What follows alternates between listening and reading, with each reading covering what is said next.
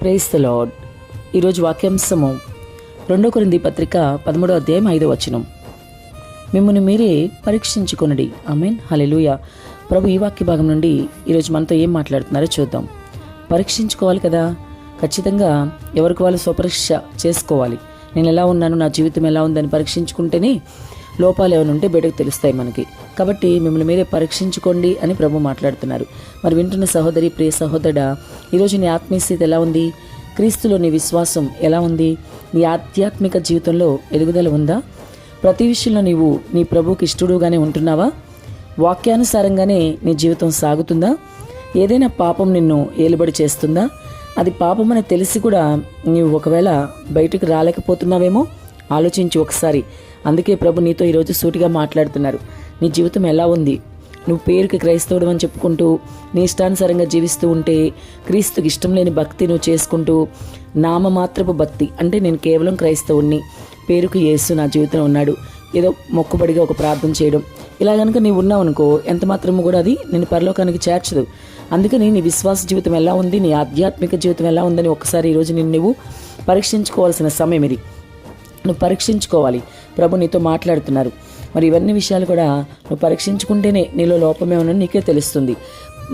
మాటికి ఎదురు వాళ్ళు నీకు చెప్పాలని, వాళ్ళు నాలో ఉన్న దోషం లోపం ఏంటో కనిపెట్టి చెప్తేగా నేను మారుతాను అనే ఆలోచన పక్కన పెట్టి నీకు నీవే కాసేపు కూర్చుని ప్రార్థన చేసుకుంటూ ప్రభుని అడుగుతూ ఉంటే, ప్రభు నాలో ఏ దోషం ఉన్నా చెప్పయ్యా, నన్ను క్షమించయ్యా అని అడిగితే ప్రభు క్షమిస్తాడు.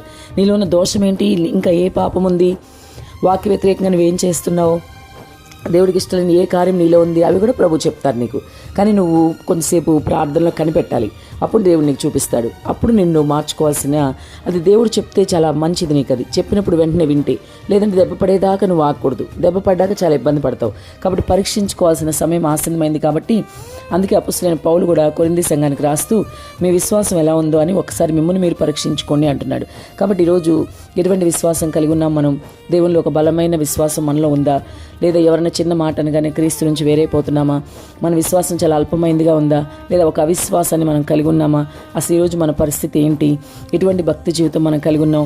పేరుకు మాత్రం క్రైస్తవుడు అని చెప్పుకుంటున్నాం, మరి బాప్సం అయితే తీసుకున్నాం, నెలలో అయితే మునిగేస్తాం, కానీ మన బతుకులో మార్పు ఉందా? ప్రవర్తనలో మార్పు ఉందా?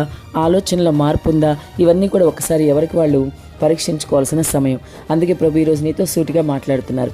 కాబట్టి మరి సహోదరి, సహోదరుడా, నిన్ను పరీక్ష చేసుకో. ఈరోజు విశ్వాస విషయంలో భ్రష్టులైపోకుండా పరిపూర్ణత కలిగి క్రీస్తునందు సంపూర్ణ విశ్వాసంతో మీ జీవితంలో ముందుకు సాగాలని ప్రభు ఈరోజు ఈ వాక్య భాగం ద్వారా మాట్లాడుతున్నారు, హెచ్చరిస్తున్నాడు ఆయన.